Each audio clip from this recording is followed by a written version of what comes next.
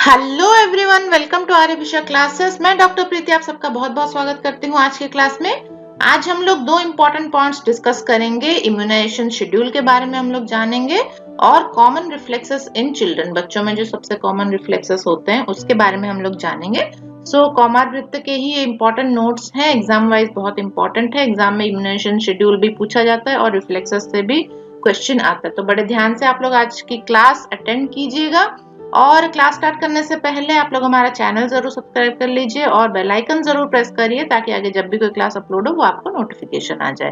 Okay, और हमारे जितने भी नए सब्सक्राइबर्स हैं वो लोग प्लेलिस्ट में जरूर जाइए। प्लेलिस्ट में आपको सब्जेक्ट वाइज वीडियोस मिल जाएंगी जिसमें इंपॉर्टेंट नोट्स की भी वीडियोस हैं, एमसीक्यूज डिस्कशन किए हुए हैं। वो सारे एमसीक्यूज आप बार बार रिवाइज करिए ताकि आपको एग्जाम के लिए अच्छे से प्रिपेयर हो जाए। ओके, सो आइए स्टार्ट करते हैं आज की क्लास और इम्यूनाइजेशन शेड्यूल के बारे में हम लोग पढ़ते हैं। तो अपना जो नेशनल इम्यूनाइजेशन शेड्यूल है इंडिया में जो चलता है वो अपडेट होता रहता है, बदलता रहता है। तो जैसे जैसे डिजीजेस आते हैं तो उसके हिसाब से वो थोड़ा बहुत चेंजेस आता है। ये मैंने यहाँ पे लेटेस्ट जो अपना नेशनल इम्यूनाइजेशन शेड्यूल अभी चल रहा है वो यहाँ पे आपको बताने के लिए डाला है। तो सबसे पहले क्या है इसमें देखिए, बर्थ, जब बच्चा जन्म लेता है बर्थ से ही उसको कौन कौन सी वैक्सीन लगती है। बीसीजी लगती है, ओपीवी लगती है। ओपीवी ओरल पोलियो वैक्सीन है। बीसीजी का फुल फॉर्म बैसिलस कैलमेट गुएराइन है। तो ये आप लोग याद रखिएगा, बीसीजी का फुल फॉर्म भी पूछा जाता है एग्जाम में, ओपीवी का फुल फॉर्म भी पूछा जाता है। और बर्थ के टाइम पे क्या लगता है, हेपेटाइटिस बी लगता है। ठीक है, तो ये 3 वैक्सीन है जो कि बर्थ के टाइम में 1 दिन के अंदर लग जाना चाहिए बच्चे को। ठीक, उसके बाद देखिए 6 वीक यानी 1.5 महीना की उम्र जब होती है बच्चे की, तब क्या होता है, ओपीवी फर्स्ट बूस्टर डोज उसको लगता है। और उसके बाद पेंटावेलेंट लगता है पहला डोज, रोटा वायरस का पहला डोज लगता है और fractional dose of inactivated polio vaccine FIPV। ठीक है, तो ये लगता है। और उसके बाद लगता है PCV1। PCV आपका न्यूमोकोकल कॉन्जुगेट वैक्सीन है। न्यूमोकोकस के लिए, न्यूमोकोकस इन्फेक्शन जो होता है उससे बचने के लिए ये लगाया जाता है। इम्यूनाइजेशन तो आप सभी को पता ही है, हम लोगों की जितने भी इन्फेक्शियस डिजीजेस हैं उससे बचने के लिए हम लोग इम्यूनाइजेशन पहले से ही ले लेते हैं। तो हमारी बॉडी की जो इम्यूनिटी है वो डेवलप हो जाती है और आगे हमें ये सारी डिजीजेस जो हैं जिसका हम लोग वैक्सीन लगवाते हैं वो डिजीजेस हमें नहीं होती हैं। ठीक है, तो ये जो इम्यूनाइजेशन का जो प्रोसीजर है उसमें हम लोगों को वैक्सीन लगाई जाती है, बच्चों को वैक्सीन लगाई जाती है और हमारी बॉडी को इम्यूनाइज किया जाता है, हमारी बॉडी की इम्यूनिटी को बढ़ाया जाता है उस डिजीज के, उस ऑर्गेनिज्म के खिलाफ। वो जो माइक्रो ऑर्गेनिज्म है, जो वायरस है, उसके खिलाफ हमारी बॉडी में इम्यूनिटी पैदा कर दी जाती है ताकि आगे चल के वो वायरस या फिर वो बैक्टीरिया हमें बीमार ना कर पाए। ओके, तो ये कॉन्सेप्ट आई थिंक सभी को पता होगा। तो इसमें ओरल वैक्सीन भी होती हैं, इंजेक्टेबल वैक्सीन भी होती हैं, कुछ वैक्सीन की इंजेक्शन लगती हैं, कुछ वैक्सीन ओरल दी जाती है। तो इनमें से कौन कौन सी वैक्सीन कैसे दी जाती है ये मैं आगे आपको बताऊंगी। फिलहाल अभी आप किस टाइम पे कौन कौन सी वैक्सीन दी जाती है ये याद रखिए। तो हम लोगों ने डिस्कस किया अभी कि 1.5 महीने की उम्र में ओपीवी, पेंटावेलेंट, रोटावायरस और उसके अलावा IPV चलता है एक फ्रैक्शन और PCV चलता है। ठीक है, अब यहाँ पे एक स्टार मार्क है तो इसमें क्या लिखा है देखते हैं। PCV इन सिलेक्टेड स्टेट्स और डिस्ट्रिक्ट्स लाइक बिहार, हिमाचल प्रदेश, मध्य प्रदेश, उत्तर प्रदेश के कुछ डिस्ट्रिक्ट्स में और राजस्थान में, इन हरियाणा एज स्टेट इनिशिएटिव्स। तो वहां पे क्या है कि अभी ये शुरू किया गया है PCV का वैक्सीन। ओके, तो इन सारे स्टेट्स में अभी शुरू किया गया है। उसके बाद देखिए 10 वीक्स की एज में, 10 वीक्स यानी 2.5 महीने की एज में OPV सेकेंड डोज लगता है और पेंटावेलेंट सेकेंड डोज और रोटा वायरस का सेकेंड डोज लगता है। ओके, उसके बाद 14 महीने जब हो जाते हैं, 3.5 महीने की ये उम्र होती है, उसमें OPV थर्ड डोज लगता है, पेंटावेलेंट थर्ड डोज लगता है, इसके साथ IPV का सेकेंड डोज लगता है और रोटा वायरस का थर्ड डोज लगता है और PCV का सेकेंड डोज लगता है। ठीक, तो ये आप लोग ध्यान से याद रखिएगा इसको। उसके बाद देखिए 9 to 12 मंथ्स जब होती है बच्चे की एज, तो उस एज में हमें क्या करना है, 9 से 12 महीने के अंदर कभी भी आप ये लगवा सकते हैं। मीजल्स और रुबेला MR का पहला डोज तब लगता है। ठीक है, और उसके साथ क्या है, JE 1 का डोज लगता है। जेई आपका जापानीज एंसेफेलाइटिस है, जापानीज एंसेफेलाइटिस, मैं यहाँ पे लिख देती हूँ जापानीज एंसेफेलाइटिस। ओके, तो इस इन्फेक्शन से बचने के लिए जेई का भी वैक्सीन अभी लागू किया गया है, तो ये भी आपका लगता है। और मोस्टली ये जहाँ पे जापानीज एंसेफेलाइटिस का एंडेमिक एरिया है, जहाँ पे पूरा एरिया अफेक्टेड हो जाता है, एंडेमिक डिस्ट्रिक्ट्स जो हैं इसके स्पेसिफिकली, वहां पे ये दी जाती हैं जापानीज एंसेफेलाइटिस की डोज। ओके, सो 9 से 12 मंथ के बीच में पहला डोज लगता है और 16 से 24 मंथ के बीच में सेकेंड डोज यहाँ पे लगता है। ओके, उसके बाद क्या है, पीसीवी का बूस्टर डोज भी लगता है आपके 9 से 12 मंथ के बीच में। तो फर्स्ट डोज आपने ले लिया 6 वीक्स में, उसके बाद 14 वीक्स में सेकेंड डोज, और उसके बाद 9 से 12 मंथ के बीच में 1 साल होने से पहले आपको एक और बूस्टर डोज उसको लगवाना है।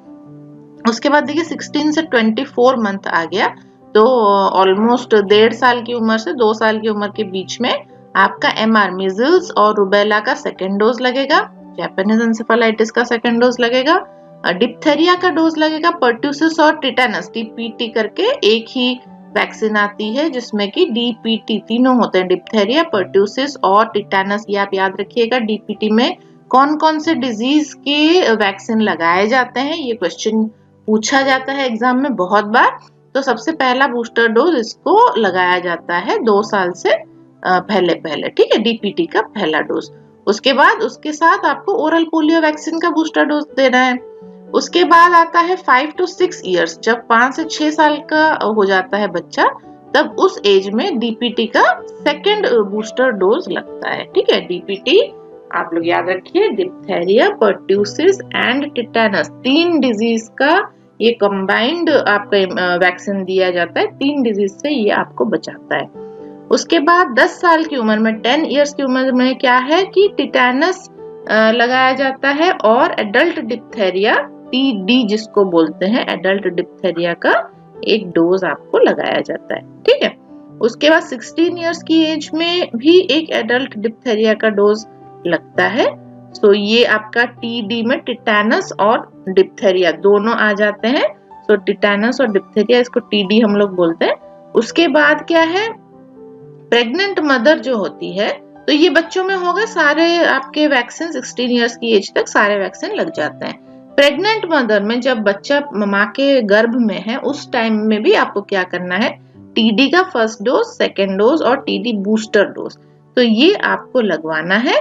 और ये जो बूस्टर डोज है, 1 dose if previously vaccinated with in 3 years, अगर 3 साल के अंदर उसने टीडी का एक इंजेक्शन लिया है, वैक्सीन ली है, तो एक ही डोज आपको लगाना है। ठीक है, बूस्टर डोज। और अगर नहीं ली है तो वहां पे टीडी के 3 डोज लगेंगे माँ को। ठीक, तो इस तरह से आप इसको याद रखिए। अब नेक्स्ट हम लोग आ जाते हैं कि ये वैक्सीन कैसे लगाई जाती है, कहाँ लगाई जाती है, इसका पोजीशन क्या होता है।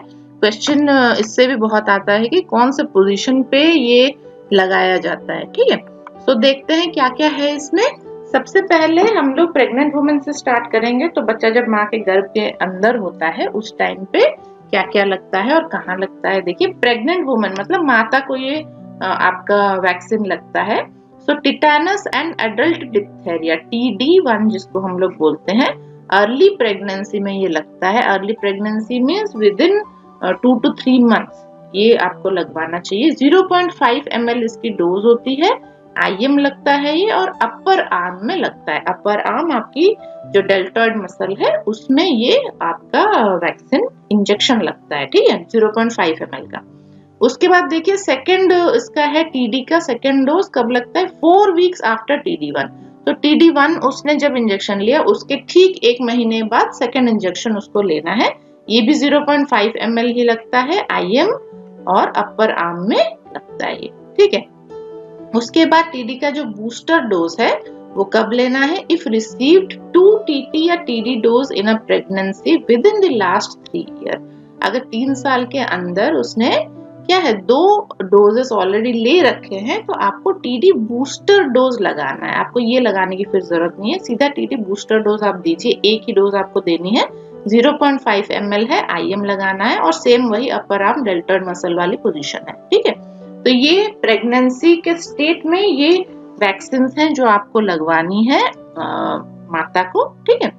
उसके बाद देखते हैं नेक्स्ट क्या है फॉर इन्फेंट्स। इन्फेंट्स, बच्चा पैदा हो गया, तो बच्चा पैदा होने के बाद तुरंत क्या करना है, आपको 3 वैक्सीन यहाँ पे याद रखनी है। एक आपका BCG, दूसरा हेपेटाइटिस बी और तीसरा है OPV, ठीक है, ओरल पोलियो वैक्सीन।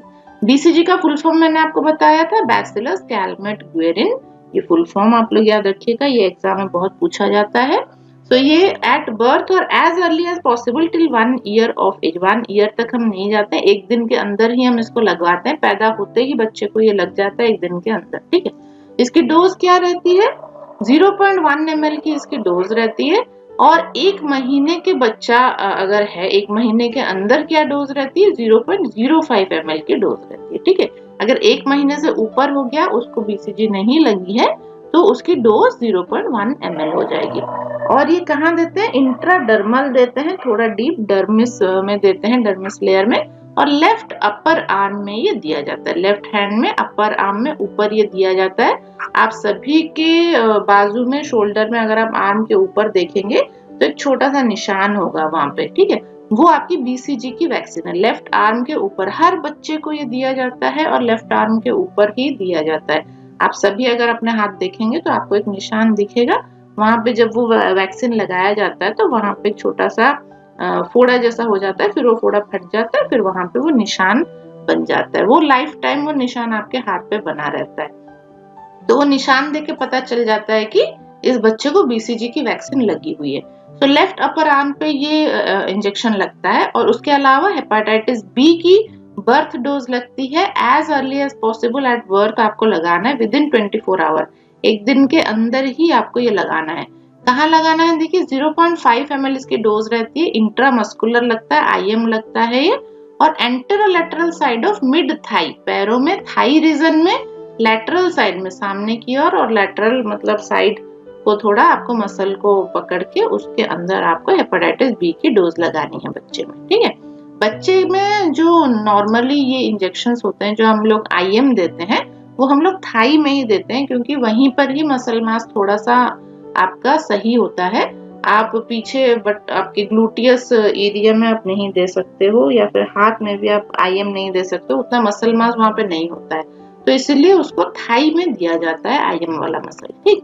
तो थाई में आपको ये देना है। तो जैसे ये थाई ऊपर से इस तरह से है, तो लैटरल यहाँ इस जगह पे आपको लैटरल साइड में बाहर की ओर आपको देना होता है, सामने की ओर।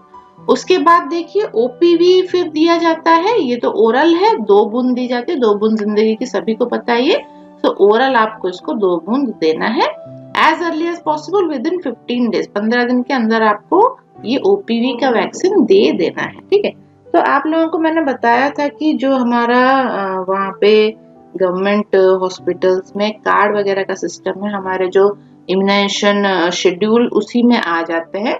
तो जब एक माँ रजिस्टर करती है कि मुझे बच्चा होने वाला है, तो उसका mother and child health card बन जाता है। उसमें सारा डेट वाइज वो लोग लिख के दे देते हैं, कौन से डेट में आपको कौन सा इंजेक्शन लेना है, कौन सा वैक्सीन लेना है। तो उसी के अकॉर्डिंगली आप भी जाइए, और आपका जब बच्चा हो जाए तब बच्चे को भी आप लेके जा सकते हैं, ठीक है।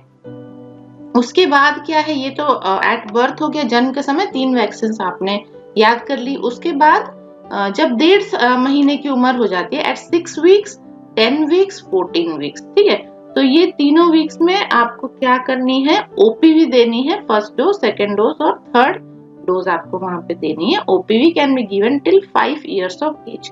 तो 5 साल की उम्र तक आप कंटिन्यूसली उसको गैप में OPV दे सकते हैं, बट मिनिमम ये फर्स्ट, सेकेंड और थर्ड डोज जो है ये आपको 6 वीक्स, 10 वीक्स और 14 वीक्स में देनी है। 2 बूंद देनी है, ओरल ही पिलाई जाती है ये। तो 2 ड्रॉप्स और ओरल आप लोग याद रखिएगा। उसके बाद क्या है, OPV के बाद आता है पेंटावेलेंट। पेंटावेलेंट की भी फर्स्ट डोज 6 वीक में लगती है, सेकेंड डोज 10 वीक में लगती है और थर्ड डोज इसकी 14 वीक में लगती है। तो ये आप लोग याद रखिएगा, 6, 10 और 14, ठीक है। Can be given till 1 year of age. 1 साल की उम्र तक आप पेंटावेलेंट दे सकते हैं। 0.5 ml दिया जाता है, IM दिया जाता है, कहाँ दिया जाता है, एंटेरोलैटरल साइड ऑफ मिड थाई। तो थाई में ही ये दिया जाता है, पैरों में, थाई में ये दिया जाता है और एंटेरोलैटरल साइड में दिया जाता है, ठीक है। उसके बाद क्या है, पीसीवी की वैक्सीन है, न्यूमोकोकल कॉन्जुगेट वैक्सीन इसका फुल फॉर्म है। 2 प्राइमरी डोज कब कब देना है, 6 वीक में एक देना है और 14 वीक में देना है, बीच में 10 वीक नहीं है, ठीक है। तो 2 डोज आपको देनी है प्राइमरी डोज। और उसके बाद क्या है, 9 से 12 मंथ के अंदर आपको एक बूस्टर डोज देनी है। तो यहाँ पे 3 डोज आपको मिल गई। पहली डोज आपको 6 वीक में लगानी है, सेकेंड डोज आपको 14 वीक में लगानी है और 9 से 12 मंथ के बीच में थर्ड डोज आपको बूस्टर डोज लगानी है, ठीक है। 0.5 ml ये दिया जाता है, IM दिया जाता है और ये भी वही same anterolateral side of mid thigh. तो जितने भी IM मसल्स हैं वो थाई रीजन में ही दिए जाते हैं, ये आप लोग याद रखिएगा, ओके। उसके बाद क्या है, आगे चलते हैं, रोटा वायरस। तो 6 वीक, 10 वीक और 14 वीक में रोटा वायरस का भी आपका वैक्सीन लगता है। तो ये 1 साल की उम्र तक आप दे सकते हैं, बट मिनिमम 3 डोज आपको देना है, एक 6 वीक में, एक 10 वीक में, एक 14 वीक में। कैसे दिया जाता है, 5 ड्रॉप लिक्विड वैक्सीन अगर है तो 5 ड्रॉप आप बच्चे को ओरल दे सकते हैं। और लायोफाइलाइज्ड वैक्सीन अगर है तो आपको 2.5 ml आपको देना है ओरली, ठीक है। तो ये 2 तरह की अवेलेबल होती है, लिक्विड वैक्सीन और लायोफिलाइज्ड वैक्सीन। तो उसको देख के आप, वो गवर्नमेंट हॉस्पिटल्स में वो लोग ही देते हैं, तो जैसी बोतल वो खोलेंगे उस हिसाब से वो पिलाएंगे। 5 ड्रॉप्स पिलाएंगे तो लिक्विड वैक्सीन होगी, 2.5 ml पिलाएंगे तो लायोफिलाइज्ड वैक्सीन होगी, ठीक है। तो ये ओरल ही दिया जाता है रोटा वायरस का वैक्सीन। उसके बाद नेक्स्ट वैक्सीन है inactivated polio vaccine, IPV, inactivated polio vaccine. ये कैसे दिया जाता है, इसका इंजेक्शन लगता है, ये याद रखिएगा। ओरल पोलियो वैक्सीन जो है OPV वो ओरली दिया जाता है। IPV जो है इंजेक्शन पोलियो वैक्सीन नहीं है, इसका full form inactivated polio vaccine है और ये इंजेक्शन फॉर्म में दिया जाता है। तो 2 फ्रैक्शनल डोज में ये दिया जाता है, 6 वीक्स की एज में एक लगता है और 14 वीक्स की एज में एक लगता है। 0.1 ml इसकी डोज होती है, इंट्राडर्मली ये दी जाती है और 2 फ्रैक्शनल डोज में दी जाती है, ठीक है। सो फ्रैक्शनल डोज यानी आधी आधी डोज में ये दी जाती है। लगती कहाँ है ये, इंट्राडर्मल लगती है राइट अपर आर्म में। सो हाथों में ये लगती है, राइट हाथ में, राइट हैंड में ये लगती है अपर आर्म में, ओके। तो ये आप लोग याद रखिएगा। उसके बाद है मिजल और रुबेला का वैक्सीन। मिजल रुबेला का पहला डोज जो है वो कब लगता है, 9 मंथ्स कंप्लीट होने के बाद, ठीक है। 9 कंप्लीटेड मंथ्स, 9 मंथ उसको कंप्लीट हो गया, उसके बाद आप 1 साल होने से पहले आपको 3 महीने का टाइम मिला, उसके अंदर आप कभी भी लगवा सकते हैं मीजल्स और रुबेला का पहला डोज, ठीक। Measles can be given till 5 years of age, 5 साल की उम्र तक आप मीजल्स की वैक्सीन दे सकते हैं। ये कैसे लगता है, 0.5 ml का इंजेक्शन लगता है, सबक्यूटेनियस ये लगता है, ठीक है। और राइट अपर आर्म में ये लगता है, ये भी राइट अपर आर्म में ही लगता है, लेकिन सबक्यूटेनियस लगता है, स्किन के जस्ट नीचे ये लगता है, एपिडर्मिस के नीचे, ठीक है। तो इस तरह से आप इसको याद कर लीजिएगा सारा। ये पूछा जाता है कौन सा वैक्सीन है, कौन से वीक में लगता है, इसका डोज कितना होता है, कौन से एरिया में ये लगता है, तो उस हिसाब से आप इसको याद कर लीजिए। उसके बाद देखिए जापानीज एंसेफेलाइटिस, जो नया वैक्सीन अभी लागू किया गया है, इसका पहला डोज आपको कब लगवाना है, सेम 9 से 12 मंथ के बीच में आपको लगवाना है। और 0.5 ml इसकी डोज होती है। अगर सबक्यूटेनियस आप लगवा रहे हैं तो लाइव एटेन्यूएटेड वैक्सीन होती है, वो सबक्यूटेनियस लगती है, लेफ्ट अपर आर्म में ये लगती है, ठीक है। और अगर किल्ड वैक्सीन आप लगा रहे हैं तो इसको इंट्रामस्कुलर लगाना पड़ता है, ये इंट्रामस्कुलर वाला थाई में लगेगा, ठीक। तो मैंने आपको बताया था इंट्रामस्कुलर कोई भी इंजेक्शन हो वो थाई में ही लगता है, क्योंकि वहीं पे मसल ज्यादा रहता है, ठीक है। एंटरलैटरल एस्पेक्ट ऑफ मिडिल थाई, इसमें किल्ड वैक्सीन आप लगा सकते हैं। तो ये 2 वैरायटी आपको यहाँ पे पता चल गई। जापानीज एंसेफेलाइटिस में एक लाइव एटेन्यूएटेड वैक्सीन है, एक किल्ड वैक्सीन है। तो 2 तरह से इसका वैक्सीन बनता है। अगर लाइव एटेन्यूएटेड है तो सबक्यूटेनियस लगेगा और अगर किल्ड है तो इंट्रामस्कुलर लगेगा। उसके बाद और क्या देना है बच्चे में, विटामिन ए की पहली डोज देनी है एट 9 मंथ्स कंप्लीट होने के बाद। मीजल और रुबेला जब वो लगवा रहा है तब उसके साथ उसको विटामिन ए की पहली डोज देनी है। कितना इसको दिया जाता है, 1 ml दिया जाता है। 1 ml में 1 lakh international unit vitamin A present रहता है। ओरल ही ये दिया जाता है, ठीक है, मुंह से दिया जाता है, ये आप लोग याद रखिएगा। उसके बाद है फॉर चिल्ड्रन, तो थोड़ा बड़ा होने के बाद बच्चा जब थोड़ा सा बड़ा होता है 16 से 24 मंथ, यानी 2 साल का होने से पहले पहले आपको क्या करना है, डीपीटी का बूस्टर डोज उसको लगवाना है। डीपीटी का पहला बूस्टर डोज उसको लगवाना है। कैसा लगवाना है, 0.5 ml लगेगा, इंट्रामस्कुलर लगेगा। इंट्रामस्कुलर है तो ऑब्वियसली मिड थाई में वो लगेगा, ठीक है, तो ये आप लोग याद रखिएगा। उसके बाद है मीजल्स और रूबेला की सेकेंड डोज लगेगी इसी एज में। सो देखिए आप सारे जो है 2 साल से पहले पहले ये सारे डोज आपको लगने हैं बच्चे में, ठीक है। तो मीजल्स और रूबेला की सेकेंड डोज लगेगी, ये भी 0.5 ml लगेगी, लेकिन सबक्यूटेनियस लगेगी और हाथ में लगेगी, राइट अपर आर्म में। तो सारे इंजेक्शन का साइट यहाँ पे अलग अलग है। उसके बाद है ओपीवी का बूस्टर डोज आपको देना है, ये तो ओरल पिलाया जाता है, 2 बूंद पिलाया जाता है, ठीक है। और उसके बाद है जापानीज एन्सेफेलाइटिस का सेकेंड डोज। सो ये आपका भी उसी एज में लगता है, 0.5 ml लगता है।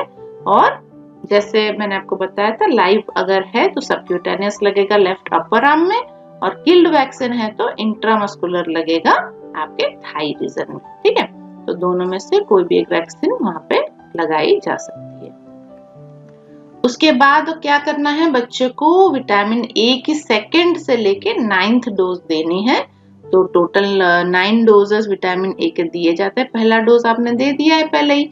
उसके बाद विटामिन ए की सेकेंड डोज कहाँ से स्टार्ट होगी, 16 से लेके 18 मंथ तक आपको शुरू कर देना है। Then 1 dose every 6 month up to the age of 5 years, ठीक है। 5 साल की उम्र होने तक हर 6 महीने में एक बार आपको विटामिन ए की डोज देनी है। बहुत बहुत इंपॉर्टेंट लाइन है, ये याद रखिएगा। कितना दिया जाता है, 2 ml दिया जाता है। पहला डोज जो आपने दिया था वो 1 ml था, ठीक है। उसके बाद से सेकेंड डोज से क्या करना है, आपको 2 ml देना है, जिसमें 2 लाख इंटरनेशनल यूनिट आपका विटामिन ए प्रेजेंट रहता है। और ये ओरल ही दिया जाता है, पिला दिया जाता है बच्चे को। उसके बाद क्या देना है, डीपीटी का बूस्टर डोज सेकेंड डोज लगेगा 5 से 6 साल की उम्र में, और 0.5 ml ये लगता है। आईएम दिया जाता है। तब आप 5 से 6 साल होते होते उसके हाथ के मसल्स भी डेवलप कर जाते हैं, तो अपर आर्म में आप दे सकते हो।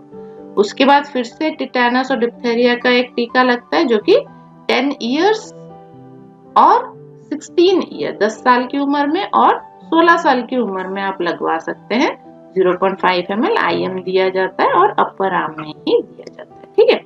आई होप आपने ये सारा नोट कर लिया होगा, और अगर नोट नहीं किया है तो कॉपी में उसको अच्छे से आप लोग नोट कर लीजिए, जैसे आपको समझ में आए और आपको याद हो जाए कौन सी एज में कौन सा टीका लगना है, पहला डोज कब लगेगा, सेकेंड डोज कब लगेगा, इस तरह से आप उसको याद कर लीजिए, ओके। उसके बाद और क्या क्या दिया है, यही है जापानीज एन्सेफेलाइटिस की जो वैक्सीन है वो एंडेमिक डिस्ट्रिक्ट्स में दी जाती है। 2 से 9 डोज है विटामिन ए का, वो कहाँ दिया जाता है, वो 1 से 5 साल के बच्चों में दिया जाता है during by annual rounds in collaboration with ICDS.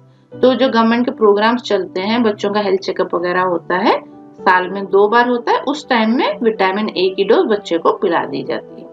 और जो पीसीवी है आपका, वो सिलेक्टेड स्टेट्स में लगता है, बिहार, हिमाचल प्रदेश, मध्य प्रदेश, राजस्थान, उत्तर प्रदेश के कुछ एरिया और हरियाणा के कुछ एरिया में ये शुरू किया गया है पीसीवी वाला वैक्सीन, ठीक है।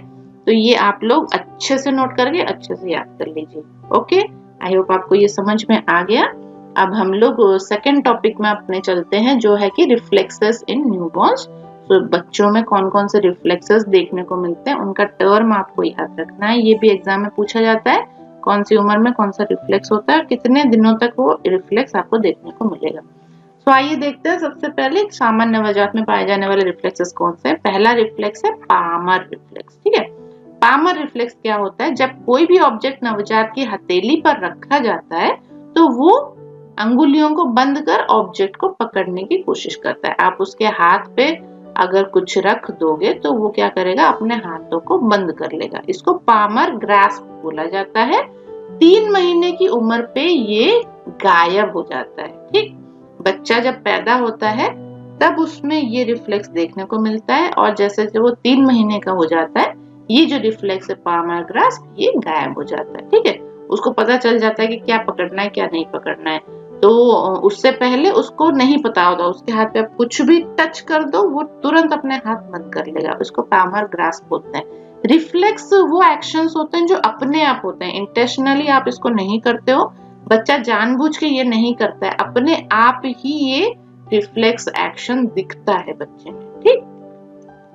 सेकंड है देखिए आपका गैगिंग रिफ्लेक्स। तो गैगिंग रिफ्लेक्स में क्या होता है, जब नवजात एक बार में ही अधिक मात्रा में दूध निगल लेता है तो अपचित दूध क्या है, मुंह में तथा मुंह से बाहर की ओर वापस आता है। इसको गैगिंग रिफ्लेक्स बोलते हैं। बहुत ज्यादा अगर उसने दूध पी लिया, उसने लालच कर लिया, उसको ज्यादा टेस्टी लग रहा है, उसने पी लिया ज्यादा, तब क्या होगा, ये अपने आप उसके मुंह से बाहर निकल आएगा। सब लोग बोलते हैं कि उल्टी कर दी, लेकिन ओवर ईटिंग की वजह से ये होता है। बहुत ज्यादा अगर उसने पी लिया है तो वो अपने आप ही निकल आता है। इसको गैगिंग रिफ्लेक्स बोलते हैं। ये जानबूझ के बच्चा नहीं निकालता, ये गायब नहीं होता तथा आजीवन मौजूद रहता है। अभी भी अगर आप कुछ ओवर ईटिंग करें, बहुत ज्यादा मात्रा में गले तक आप खा लें, तो आपको उल्टी हो जाएगी, जो भी खाना है वो वापस बाहर निकल आएगा। ठीक है, तो इसके गायब होने की कोई उम्र नहीं होती है। उसके बाद नंबर 3 में है सकिंग रिफ्लेक्स। सकिंग रिफ्लेक्स आप सबको पता है, ब्रेस्ट फीडिंग के लिए सकिंग रिफ्लेक्स बच्चे में आना बहुत ही इम्पोर्टेंट है।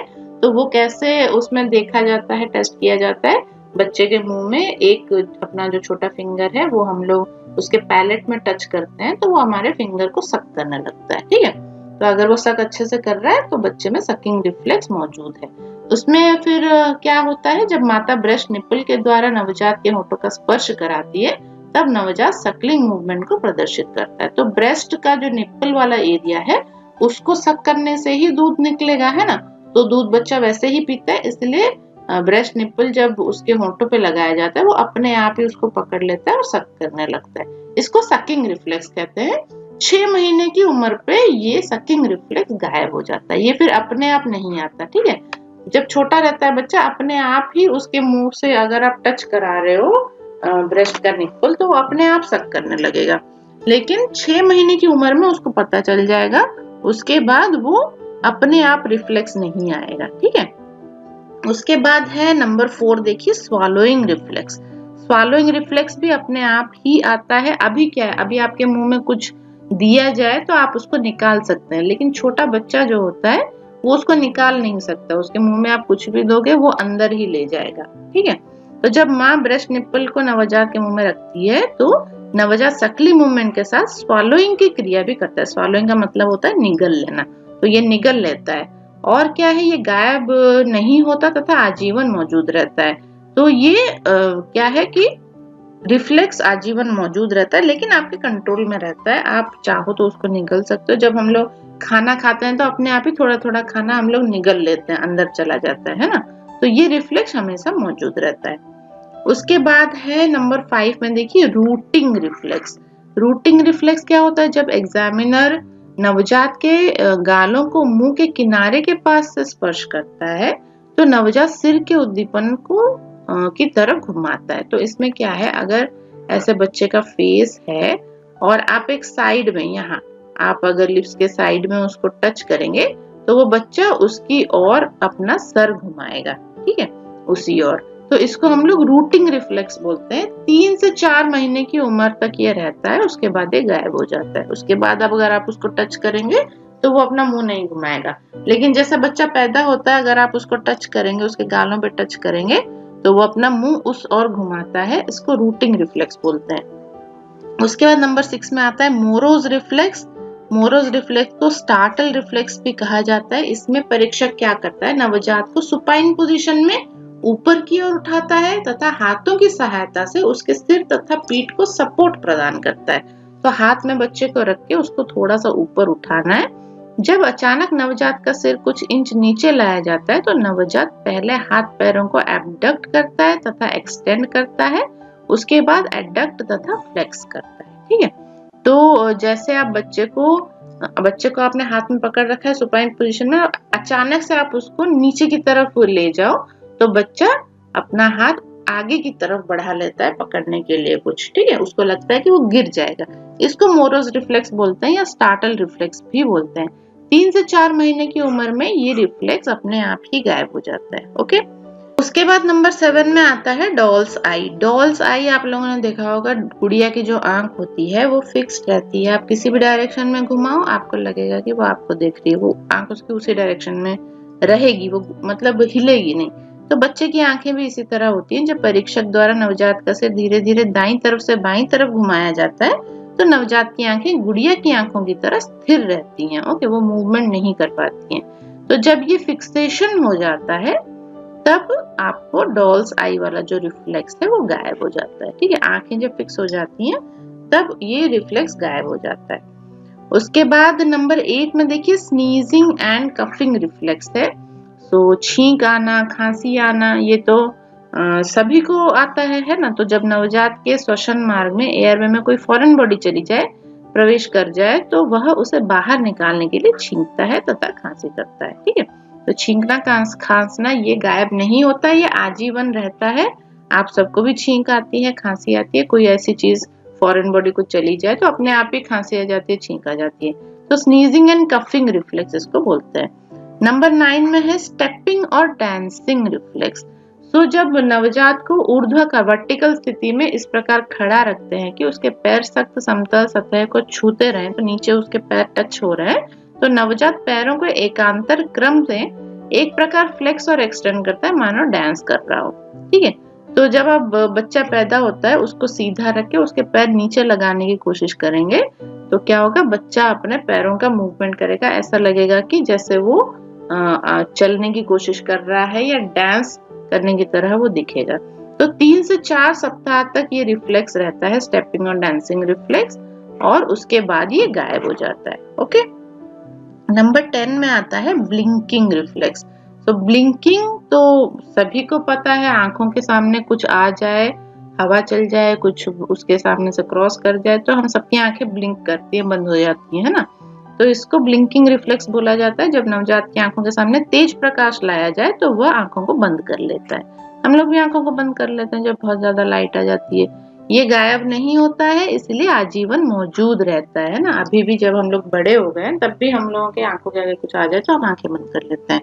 तो ये ब्लिंकिंग रिफ्लेक्स है। ठीक है, तो यहाँ पे ऑलमोस्ट 10 रिफ्लेक्सेस आपको पता चली जो कि बच्चों में भी होती हैं, और कुछ रिफ्लेक्सेस जिंदगी भर रहती हैं और कुछ रिफ्लेक्सेस बचपन में ही गायब हो जाती है। ठीक, तो ये आप लोग याद कर लीजिएगा क्या क्या रिफ्लेक्सेस है, इसमें से भी क्वेश्चन आता है। मोरो रिफ्लेक्स और आपका पामर ग्रास्प, ये कुछ 2-3 इंपॉर्टेंट है, ये हमेशा क्वेश्चन में आता है, तो वो आप लोग थोड़ा सा याद कर लीजिएगा इसको। ठीक, सो आज की क्लास में हमने सिर्फ इम्यूनाइजेशन शेड्यूल पढ़ा है और रिफ्लेक्स के बारे में पढ़ा है। बहुत ज्यादा आज हम नहीं पढ़ेंगे, थोड़ा ही पढ़ेंगे, थोड़ा थोड़ा जितना भी हम लोग पढ़ रहे हैं उसको आप नोट बना के अपनी कॉपी में लिख लीजिए और एग्जाम के लिए अच्छे से उसको मेमोराइज भी कर लीजिए। ओके, सो आज के लिए इतना ही, फिर मिलेंगे नेक्स्ट क्लास में नए टॉपिक के साथ, और काफी सारे क्वेश्चंस भी हम लोग डिस्कस करेंगे, एमसीक्यूज डिस्कस करेंगे, और नेक्स्ट क्लास में हम लोग ऑडियंस क्वेश्चन भी लेंगे। सो आप लोग बने रहिएगा हमारे साथ। तब तक स्वस्थ रहिए, मस्त रहिए, खाते पीते रहिए और पढ़ाई जरूर करते रहिए। So thank you so much, और आप लोगों को मेरा नमस्कार।